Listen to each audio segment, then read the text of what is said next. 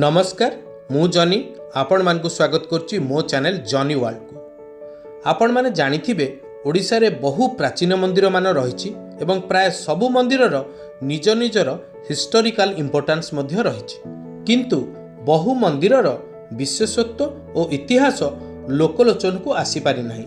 जदिओ ओडिसा इतिहास रे तार इंपोर्टेंस बहुत अछि। सेमिति एक मंदिर जहाँकि आमर अतीतर इतिहास संगे ओ जगन्नाथ संस्कृति और ऐतिह्य सांगरे प्रगाढ़ भाव में जड़ित ताहा हेला खोर्धा डिस्ट्रिक्टर चिलिका कुलिया गाँ नईरी ग्राम रे अवस्थित हरिहर देव मंदिर। आज आम सकाळु बाहरीचु ए मंदिर दर्शन करिया पई एवं एही मंदिरर पुरी जगन्नाथ मंदिर संगे की संपर्क रही ताहा मध्य जानिबा पई।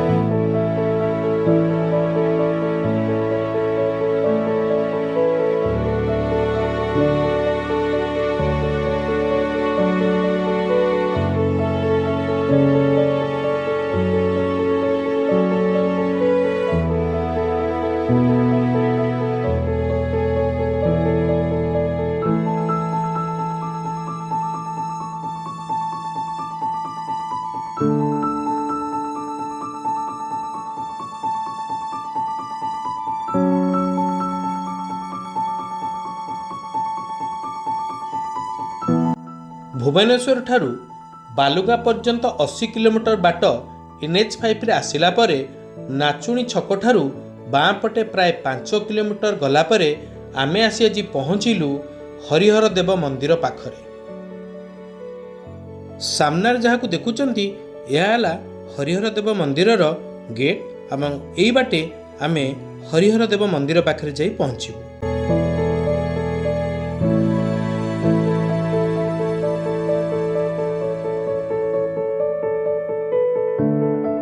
रास्तारे गला बेले गाँ भीतर देई आमे बहु गुड़िए पुरातन मंदिर एवं घर सबू देखिलु।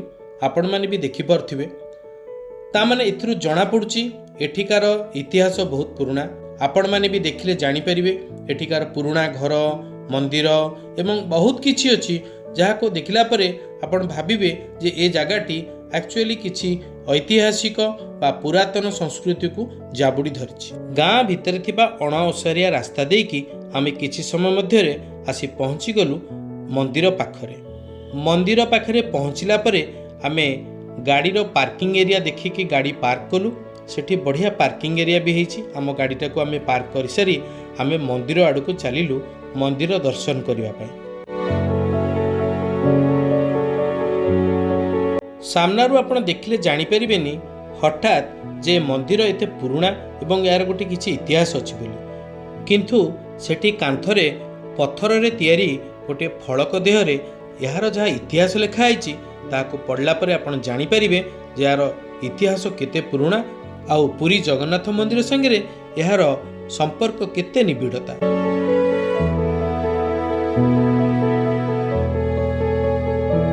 प्रवेश करू करू सामने जो मंदिर आपण देखुचंती यह है शिवंक मंदिर।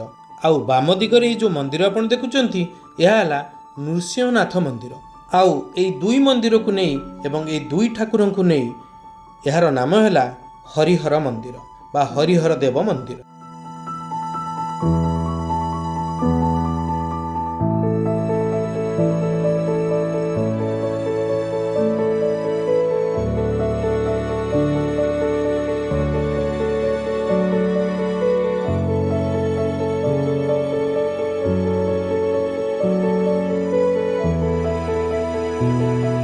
मंदिर भितरे प्रवेश कला परे टिके चारिपटे बुली देखा इच्छा है।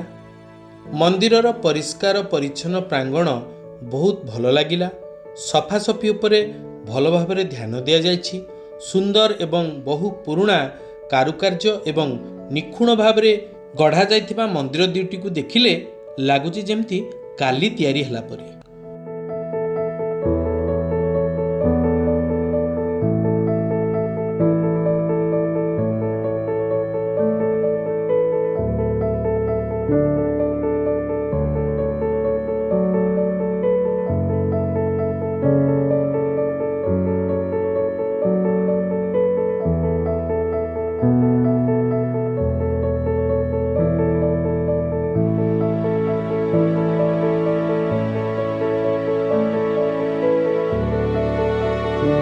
ପାଖାପାଖି 500 ବର୍ଷ ତଳର ମନ୍ଦିରକୁ ଦେଖିଲେ ଆପଣମାନେ ଯେତିକି ଖୁସି ନ ହେବେ ସେତିକି ଖୁସି ହେବେ ଆପଣମାନେ ଏଠାର ଇତିହାସ ଜାଣିଲେ।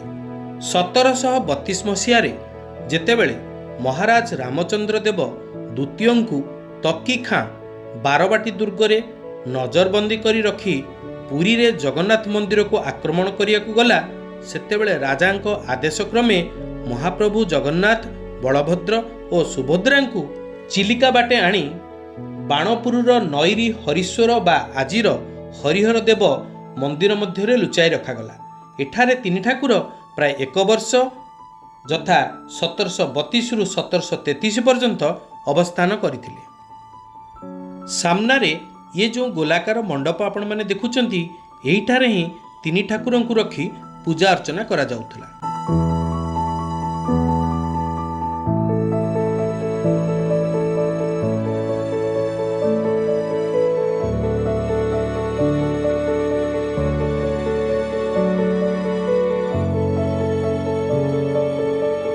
तिनी ठाकुरंक तिनी मंडप को दर्शन कर सारी आमे महादेव को दर्शन करिया को बाहरलु। एठारे शिवंकर कौनसी लिंग पूजा पाए नहीं। शिवलिंग बदल रे एठारे दुईटी गर्त दृश्यमान हुए, गोटे गोलाकार जहाँ महादेव को बुझाए एवं अन्य गर्तटी अंडाकार सदृश्य जहाँ विष्णु को बुझाए।